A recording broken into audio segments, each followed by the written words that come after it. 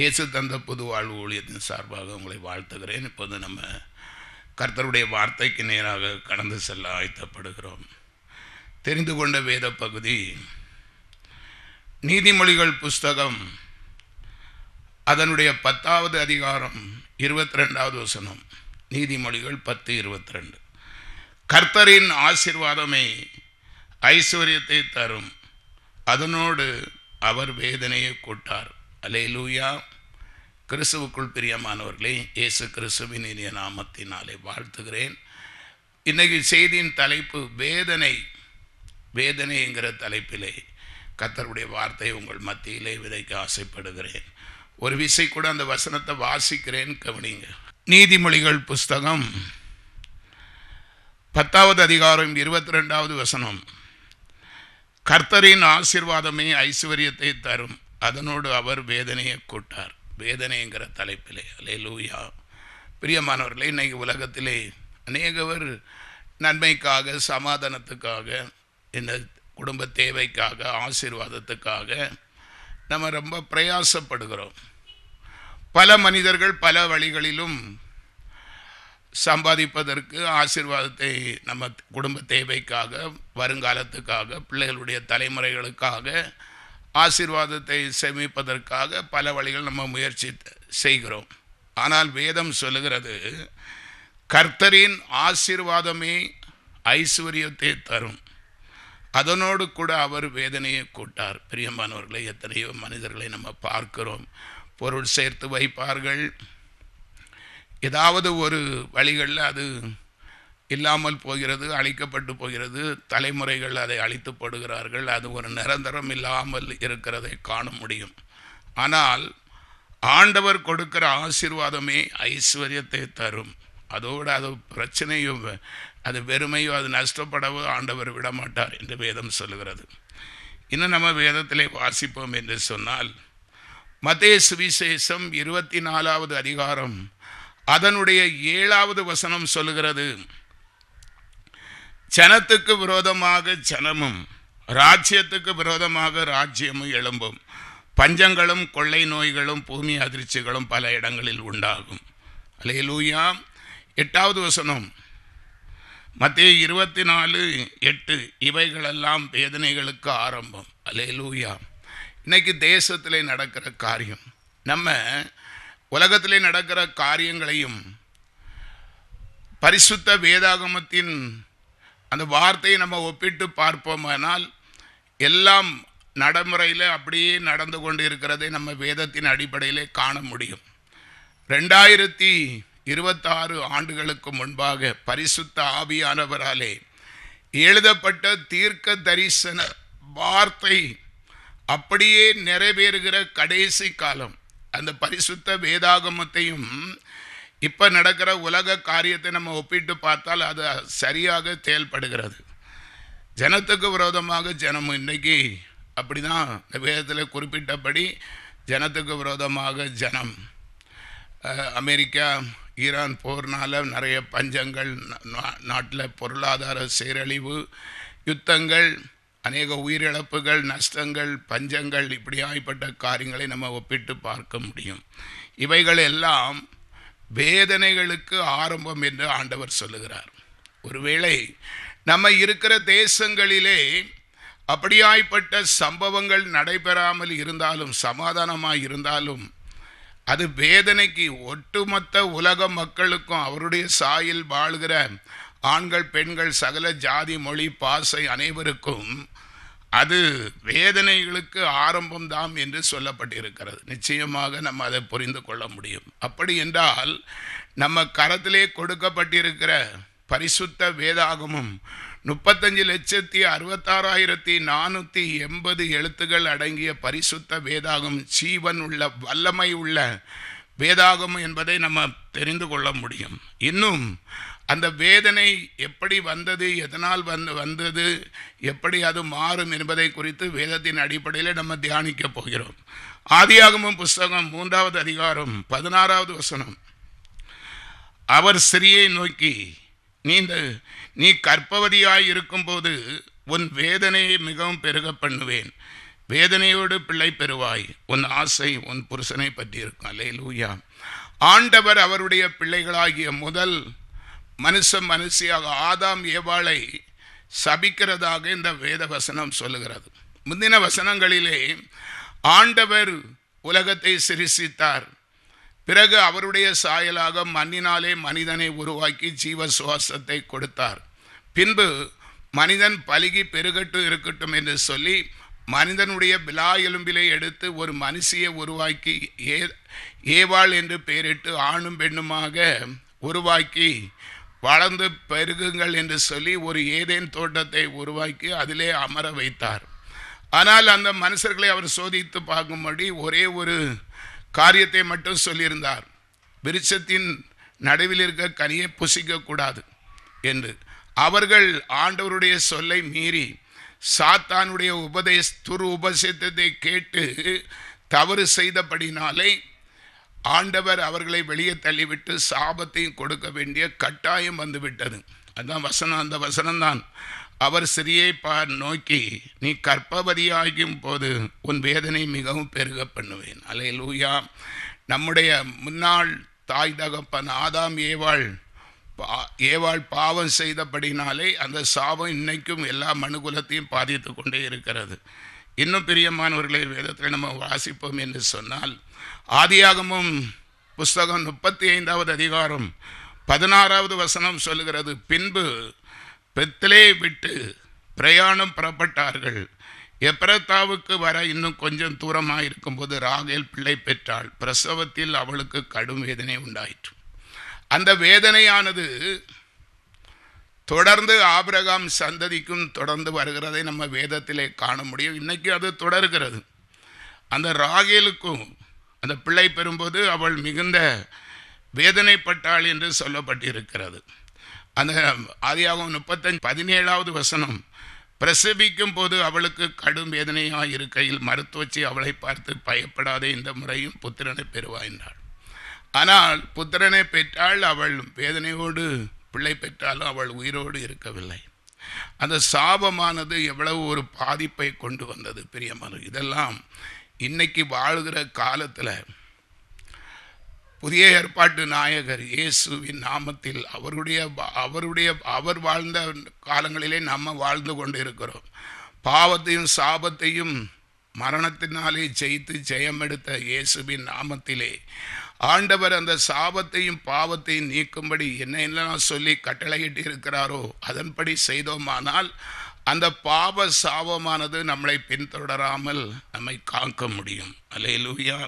இன்னும் நம்ம வேதத்திலே வாசிப்போம் என்று சொன்னால் சங்கீதம் 16வது சங்கீதம் 4வது வசனம், அந்நிய தேவனை நாடி பின்பற்றுகிறவர்களுக்கு வேதனை பெருகும், அவர்கள் செலுத்துகிற இரத்தப்பான பலிகளை நான் செலுத்த மாட்டேன். அல்லேலூயா.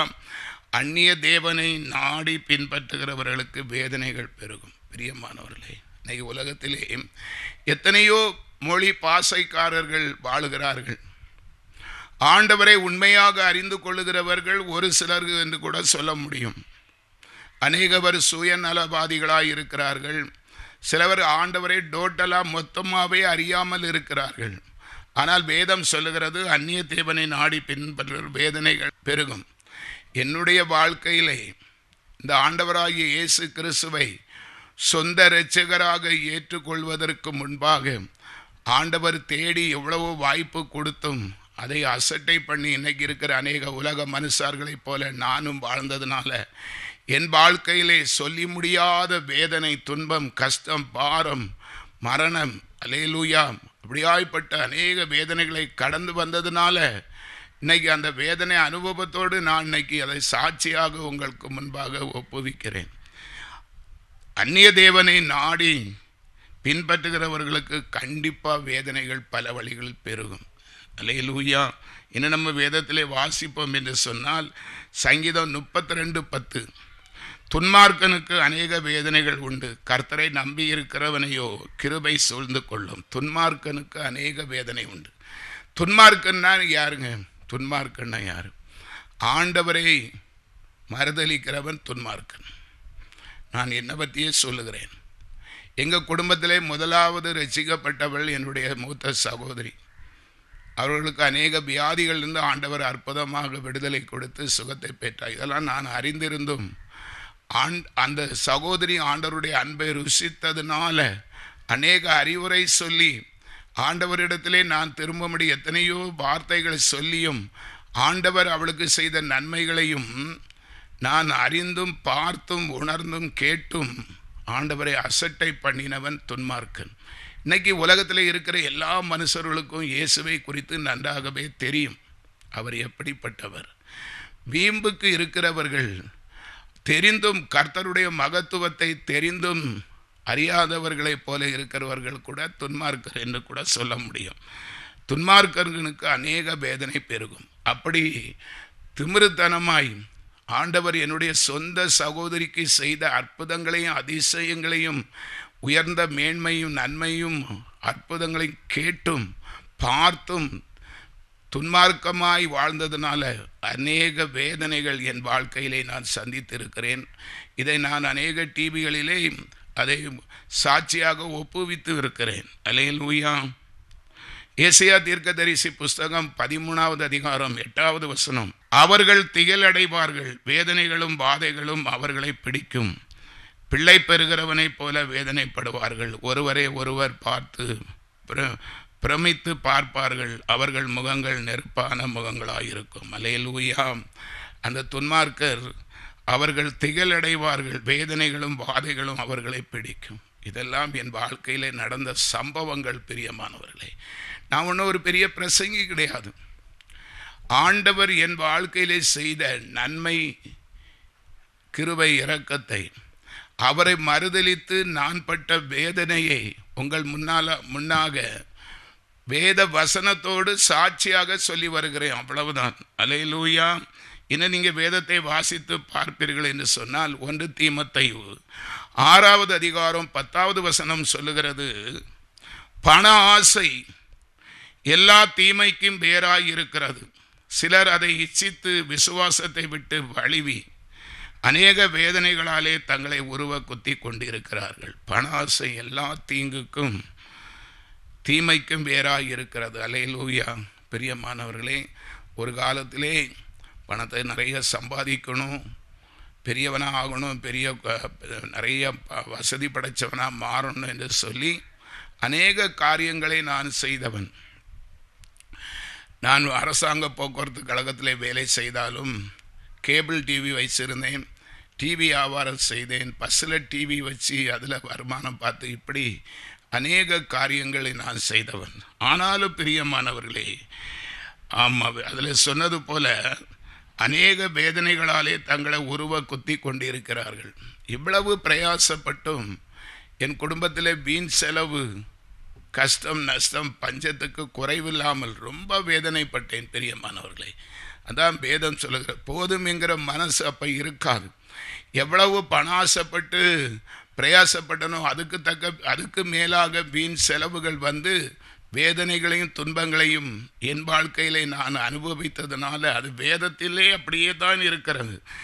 ஆமாம், பணாசை எல்லா தீமைக்கும் வேறாயிருக்கிறது. அல்லேலூயா. இதை நம்ம வேதத்திலே வாசித்து பாருங்கள். 1 யோவான் 4வது அதிகாரம் 18வது வசனம்.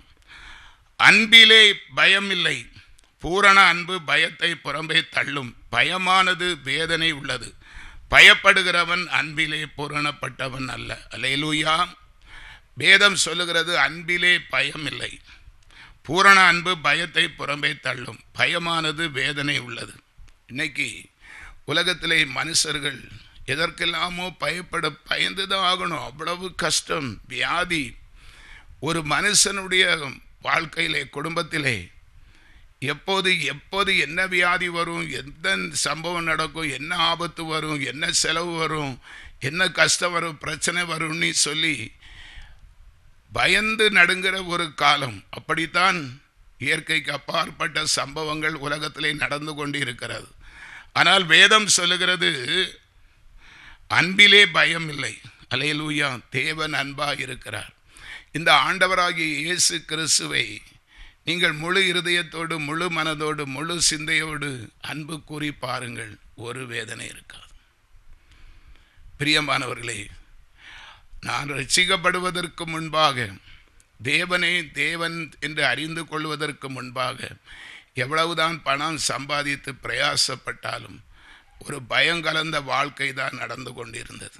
ஆனால் இன்றைக்கோ தேவனை சொந்த இரட்சகராக ஏற்றுக்கொண்டு பரிசுத்த ஆவியை பெற்று அவருடைய அன்பினாலே அவர் செய்த நன்மைகளையும் கிருபைகளையும் இரக்கத்தையும் சாட்சியாக சொல்லி கர்த்தரை பிரஸ்தாபப்படுத்துகிறதுனால பயமில்லாமல் கர்த்தர் எல்லாமே பார்த்து கொள்வார். இந்த முதிர் வயதிலும் கடுகளவு பயமில்லாதபடி யெகோவா ஈரே, அவர் சமூகத்திலே நம்ம இருக்கிறோம், கர்த்தருடைய பணியை செய்கிறோம், கர்த்தர் எல்லாவற்றையும் பாதுகாத்து சமாதானத்தோடு கடைசி வரை நடத்துவார் என்கிற முழு நம்பிக்கை விசுவாசம் இருந்ததுனால பயமில்லாமல் ஜீவிக்கிறோம். பிரியமானவர்களே, நாங்கள் இன்னைக்கு அநேக எங்களால் கர்த்தருடைய நாமத்தை சாட்சியாக மகிமைப்படுத்த முடியும். எத்தனை பேர் பணம் இருந்து செல்வம் இருந்து என்ன இருந்தாலும் அந்த பயத்துக்கு எத்தனை பேர் இன்னைக்கு பயத்தினால சிறுமைப்பட்டு கொண்டு இருக்கிறோம். அல்லேலூயா. தேவ வசனத்தை வாசித்து பாருங்கள். சங்கீதத்தின் புஸ்தகம் 139வது சங்கீதம் அதனுடைய 24வது வசனம், வேதனை உண்டாக்கும் வழி என்னிடத்தில் உண்டோ என்று பார்த்து நித்திய வழியில் என்னை நடத்தும். அல்லேலூயா. சங்கீதக்காரன் சொல்லுகிறான் தேவனை நோக்கி, வேதனை உண்டாக்கும் வழி. ஒரு மனுஷன் எதனால வேதனையை வரவழைத்துக் கொள்ளுகிறான்? ஆண்டவருக்கு விரோதமாய் செயல்படுகிறதுனால, பாவம் செய்கிறதுனால, துன்மார்க்கமாய் வாழ்கிறதுனால, தேவனுக்கு கீழ்ப்படியாமல் இருக்கிறதுனால, சத்தியத்தை தெரிந்து சத்தியத்தின்படி வாழ மனதில்லாமல் இருக்கிறதுனால. அதுதான் இந்த சங்கீதக்காரன் தாவீது சொல்லுகிறான், அப்படியாய்ப்பட்டு அந்த ஆண்டவருடைய நாமத்தை அசட்டை பண்ணுகிறவர்களுக்கு வேதனை பெருகும். வேதனை உண்டாக்கும் வழி என்னிடத்தில் உண்டோ என்று பார்த்து நித்திய வழியிலே. ஆண்டவருக்கு பயப்படுகிற தாவீது சொல்லுகிற வார்த்தை, நான் தேவனுக்கு பயப்படுகிறேன். ஆண்டவரே, வேதனை உண்டாக்கும் வழி என்னிடத்தில் உண்டோ என்று பார்த்து நித்திய வழியிலே. அப்படி ஒரு மார்க்கம், அப்படி ஒரு காரியம் என்னிடத்தில் இருந்தால் அதை நீக்கி நித்திய வழியிலே என்னை நடத்தும் என்று வேண்டிக் கொள்கிறதாக இந்த வசனம் இருக்கிறது.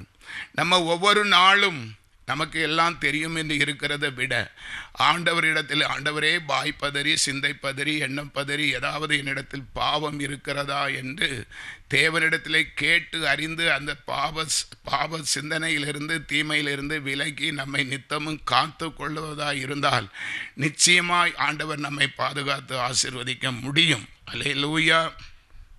இன்னும் நம்ம வேதத்திலே வாசிப்போம் என்று சொன்னால், நான் வேதனைப்பட்டு ஒடுங்கினேன், நாள் முழுவதும் துக்கப்பட்டு திரிகிறேன். இது சங்கீதக்காரனுடைய வாக்குதான்.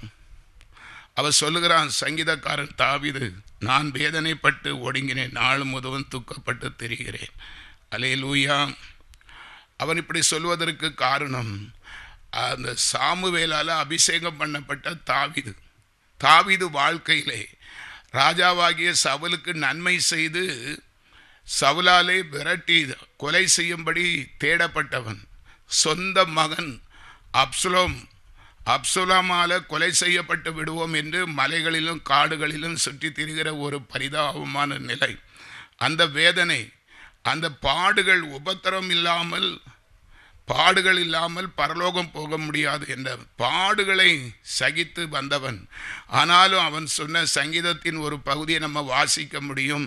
சங்கீதத்தின் புஸ்தகம் 119வது அதிகாரம் 71வது வசனம், நான் உபத்திரப்பட்டது நல்லது, அதனால் தேவனுடைய பிரமாணத்தை கற்றுக்கொண்டேன் என்று கூட சொல்லியிருக்கலாம். சொல்ற வசனம், நான் வேதனைப்பட்டு ஒடுங்கினேன், நாள் முழுவதும் துக்கப்பட்டு திரிகிறேன். அல்லேலூயா, அல்லேலூயா. இன்னொரு வசனம் பாருங்க, சங்கீதம் 69:20, நிந்தை என் இருதயத்தை பிளந்தது, நான் மிகவும் வேதனைப்படுகிறேன், எனக்காக பரிதவிக்கிறவர்கள் உண்டோ என்று காத்திருந்தேன், ஒருவனும் இல்லை, தேற்றுகிறவர்களுக்காக காத்திருந்தேன், ஒருவனையும் காணும். இந்த வசனம் என் வாழ்க்கையிலே நடந்த ஒரு பெரிய அற்புதத்தை, அடையாளத்தை குறிக்கிறது. பிரியமானவர்களே, ஒருவேளை நான் இதை சொல்லியிருப்பேன், ஆனாலும் இந்த வசனத்தை பாருங்க, நிந்தை என் இருதயத்தை பிளந்தது, நான் மிகவும் வேதனைப்படுகிறேன். ஆண்டவரை அறியாமல் பாவம் செய்தேன், அநேக இஷ்டம் போல நடந்தேன், வேதத்தை கிழித்தேன், துன்மார்க்க வாழ்க்கை வாழ்ந்தேன், ஆண்டவரை தூசித்தேன், ஊழியக்காரர்களை அடித்தேன். ஆண்டவர் எவ்வளவோ வாய்ப்புகள் கொடுத்தும் அந்த நாளானதை நான் விருதுவாய் கழித்தப்பட்டபடினாலே என்னுடைய மகன் இறப்புக்கு நானே காரணமாக இருந்து விட்டேன். அன்பானவர்களே, இதன் மூலமாக எனக்கு பலவிதமான வேதனை. நாங்கள் குடும்பமாக தற்கொலை செய்யலாம் என்று முடிவு செய்து கர்த்தர் அந்த தற்கொலை சிந்தனையிலிருந்து எங்களை குடும்பமாக காத்து ரசித்தார். அதெல்லாம் ஒரு பெரிய சாட்சி. சரி, ஆண்டவருக்குள்ளே வந்து விட்டோம். ஒரு காலகட்டத்தில் என்னுடைய சகோதரி, முதலாவது ரசிக்கப்பட்ட என்னுடைய சகோதரி எங்களுக்கு உதவி செய்யும்படி சில நாட்கள் எங்கள் வீட்டிலே தங்கியிருந்தார்கள்.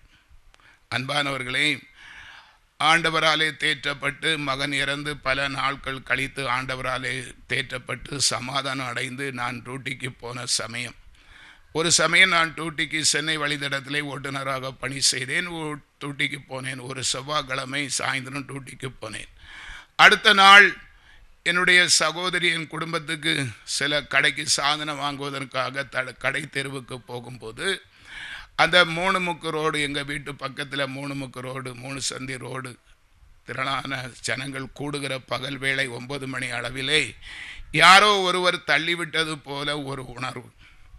அப்படியே என்னுடைய சகோதரி கீழே விழுந்து, அப்படியே ஒரு கை ஒடிந்து, பிரஷர் தலைக்கு ஏறி, மூளை சாவு என்கிற வியாதியிலே பாதிக்கப்பட்டு அப்படியே உணர்வில்லாத விழுந்து விட்டார்கள். ஜனங்கள் கூடுகிற இடம். இப்போது ஜனங்கள் பார்த்து பரிகாசம் பண்ணியிருக்கிறார்கள். காரணம் என்ன தெரியுமா? என்னுடைய சகோதரி சென்னையில் வசித்தார்கள். மூத்த சகோதரி சென்னையில் வசித்து ஊருக்கு வரும்போதெல்லாம் எங்கள் ஊருக்குள்ளே இருக்கிற வீடு எல்லாருக்கும் வீட்டிலும் போய் ஆண்டவரை பற்றி சொல்லுவார்கள். இயேசுவை குறித்து சாட்சி பகர்வார்கள். அநேகவர் என் சகோதரி ஆண்டவர் என்று பட்டப்பெயர் வைத்து கூப்பிட்டதும் உண்டு. என்னுடைய மகன் மரித்து கேள்விப்பட்டு வந்து அன்றைக்கு நாங்கள் வணங்கின விக்கிர ஆராதனை போட்டோக்களெல்லாம் என்னோடு சேர்ந்து உடைத்தவள் என்னுடைய சகோதரி. இதெல்லாம் எங்கள் ஊர் ஜனங்கள் பார்த்தார்கள். பார்த்து அவங்களுக்கு வருத்தம், இப்படி இவன் நம்ம தெய்வத்தை உடைச்சி அவமானப்படுத்துகிறாளே என்று சொல்லி வேதனையோடு இருந்த நாட்களிலே இப்படி ஒரு சம்பவம் நடந்த உடனே அதை பார்த்த அநேகவருக்கு நம்ம தெய்வத்தை உடைச்சவள் அல்லவா, எரிச்சவள் அல்லவா, அவளை நம்முடைய தெய்வம் பழி வாங்கி இருக்கிறது, இப்படி அநியாயமாக செத்து கிடக்கிறாள், உணர்வில்லாமல் இறந்திருக்கிறாள் என்று சொல்லி ரொம்ப சந்தோஷப்பட்டிருந்தார்கள் என்று கேள்விப்பட்டேன். ஒரு சிலர் அனுதாபத்துடன் ஆஸ்பத்திரியில் சேர்த்திருக்கிறார்கள். டாக்டரும் சொல்லிவிட்டார், இவர்களுக்கு மூளை சாவு என்கிற ஒரு வியாதி பிடித்திருக்கிறது. இவர்கள் நாளை ஒரு சைடு அப்படியே விழுந்த இடத்திலே ஒரு சைடு வலது பக்கம் கை காலெல்லாம் செயலிழந்து விட்டது. அப்படியே கொஞ்சம் கொஞ்சமாக உடல் உறுப்புகள் செத்து போகும். அந்த கோமா, அந்த நினைவு திரும்பாமலே நாளை மதியானத்துக்குள்ளே இவர்கள் இறந்து விடுவார்கள் என்று சொல்லி டாக்டரும் சொல்லியிருக்கிறார்கள். இதை கேட்டு எங்கள் ஊர் ஜனங்களுக்கு அநேகவருக்கு ஒரு பெரிய மகிழ்ச்சியாக இருந்திருக்கிறது. நம்ம தெய்வத்தை அவமானப்படுத்தினவள் இவள், இப்படி நம்ம தெய்வம் பழி வாங்கி விட்டது என்று சொல்லி கூட ஒரு அபிப்பிராயம் எடுத்து நாளைக்கு இவள் சாகிறது உறுதி, அதனால் இவளுடைய சாவுக்கு எல்லாரும் வந்து கூடி நம்ம தெய்வத்தை மகிமைப்படுத்தணும் என்று சொல்லி கொண்டதாக கேள்விப்பட்டேன். அல்லேலூயா. எனக்கு அன்பானவர்களே, நான் சென்னையில் அடுத்த நாள் புதன்கிழமை சென்னையில் இருக்கிறேன். எனக்கு விஷயம் தெரியாது. அப்படியாக மறுநாள் அங்கேருந்து ட்ரிப் எடுத்து மறுநாள் வண்டியை கொண்டு ராணிதோட பஸ் ஸ்டாண்டில் ஆளை இறக்கி டிப்போவில் வண்டியை விட்டுட்டு ஒரு 9 மணி, ஒரு 9:30 10 மணி அளவில் என் வீட்டு தெருவுக்கு நான் வீட்டுக்கு வரும்போது ஒரு சில சகோதரர்கள் ஒருவருக்கொருவர் பேசி கொண்டார்கள். எங்கள் வீட்டுக்கு முன்னால் பயங்கர கூட்டமாக இருந்து நான் திகைப்புடன் வரும்போது 2 சகோதரர்கள் ஒருவரோடு ஒருவர் பேசி கொண்டதை என் காதுகள் கேட்டது. என்ன பேக்கை தூக்கிட்டு போகிறோம்ல, இவனுடைய சகோதரி தான் சாக கிடக்கிறாள். இவள் இயேசு இயேசு அப்பா இயேசு அப்பா என்று சொல்லி கொண்டு தெரிந்தாள். இப்போது இவனும் இயேசப்பான்னு சொல்ல ஆரம்பித்திருக்கிறான். இவர்கள் சொந்த தகப்பனே அப்பா என்று சொல்வார்களோ என்னவோ தெரியாது. இயேசு இவர்களுக்கு அப்பாவாம். அவ தான் இப்போ சாக கிடக்கிறாள் என்று சொல்லுகிறது என்னுடைய செவிகள் கேட்டது. எனக்கு மிகுந்த ஒரு பாரமாக இருந்தது. நம்ம சகோதரி பற்றிலாம் சொல்லுகிறார்கள். நம்ம சகோதரிக்கு ஏற்கனவே என் சகோதரிக்கு பல வகையான வியாதி, 2 கிட்னி செயல் இல்லாமல், தைராய்டு, பைல்ஸ், சுகர், ப்ரெஷர், அநேக வியாதிக்கு சொந்தக்காரி. எப்போ வேணாலும் அவள் மரணத்தை சந்திக்கலாம். அப்படியாய்ப்பட்ட நிலையில் இருந்தால், ஒருவேளை நம்முடைய சகோதரிக்கு தான் ஏதாவது ஆகிவிட்டது என்று சொல்லி அதே சிந்தனையோடு நான் வீட்டுக்கிட்ட போகிறேன். வீட்டுக்கு முன்னால் பயங்கர கூட்டம், மாடி, வீடு, வெளியே, வீட்டுக்குள்ளே எல்லாம் திரளான ஜனங்கள் கூடியிருந்தார்கள். பிரியமானவர்களே, எல்லோரும் என்னை பார்த்தவுடன் ஒரு எதிரியை பார்ப்பது போல பார்த்தார்கள். ஒரு மனிதனை பார்க்கறது போல, ஒரு எதிரியை போல கோபத்தில் முறைச்சி பார்த்தார்கள். அப்போது என்னுடைய சகோதரி, எனக்கு இளைய சகோதரி சொன்னாள், அண்ணா இப்படி அண்ணா, அக்கா நேற்று கடைக்கு போன இடத்துல விழுந்துட்டாங்க, ஆஸ்பத்திரியில் வச்சுருக்கோம், மூளை சாவு என்கிற வியாதியில் பிடிக்கப்பட்டு இருக்காங்க, வலது கை வலது காலெலாம் செயலில்லாமல் ஆகிவிட்டது, இன்னைக்கு மறித்து விடுவார்கள் என்று டாக்டர் சொல்லுகிறார். அதான் இவ்வளவு கூட்டம், சொந்தக்காரங்கெல்லாம் ஆள் சொல்லி விட்டாச்சுனான்னு சொல்லி என் இளைய சகோதரி அழுது கொண்டாள். அன்பானவர்களே, எல்லோரும் என்னை பார்த்து பரிகாசம் பண்ணுகிறவர்களாக இருந்தார்கள்.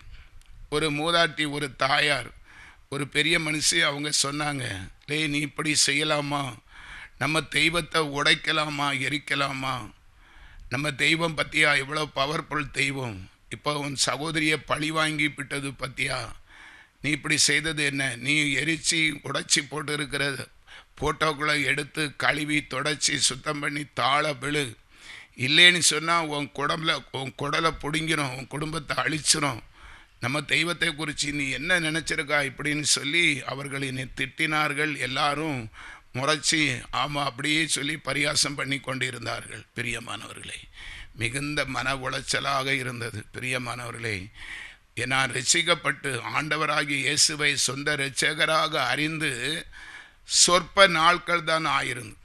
கொஞ்சம் சிந்தித்து பாருங்கள், பிசாசு செய்கிற தந்திரம்.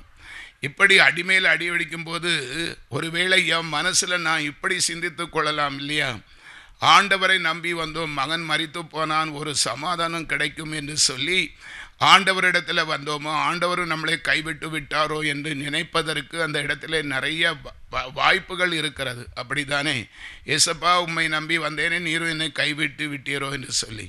ஆனால் பிரியமானவர்களே, எனக்கு அப்படி சொல்வதற்கு மனசு வரவே இல்லை. ஏன்னா நான் முட்டாள்தான், வேதத்தை கிழிச்சிருக்கிறேன், ஊழியக்காரனை அடிச்சிருக்கிறேன், வேத நாமத்தை தூசித்திருக்கிறேன், கர்த்தருடைய நாமத்தை பகிரங்கமாக அசிங்கப்படுத்தி இருக்கிறேன். ஆனாலும் அவர் செய்த நன்மைகளை என்னால் மறக்க முடியலை. நான் ஆண்டவரே மனசில் நினைச்சேன், ஆண்டவரே இந்த ஜனங்கள் உம்மை அறியாததுனால பேசுகிறார்கள்.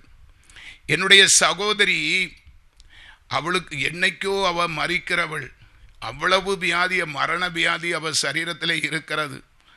அந்த மரணத்தின் நிமித்தம் அவளுக்கு, அந்த வியாதி நிமித்தம் அவளுக்கு ஏதாவது சம்பவம் நடந்திருக்கும், நடக்க போகுது. ஆனால் இந்த ஜனங்கள் இயேசுவினிடத்தில் போனதுனால தான் இந்த குடும்பத்துக்கு இப்படியாய்ப்பட்ட காரியம் என்று சொல்லுகிறார்களே. ஆண்டவரே, எங்களால், என்னால், என் சகோதரியால், எங்கள் குடும்பத்தால் உங்கள் நாமம் தூஷிக்கப்படக்கூடாது ஆண்டவரே. எனக்கு மிகுந்த வேதனையாக நான் அப்படி தான் சொன்னேன். அப்படி சொல்லியே நான் மனசில் அப்படி யாராவது ஒரு ஆள் சமாதானம் சொல்லுவார்கள் என்று சொல்லி, எனக்கு அன்பானவர்களே,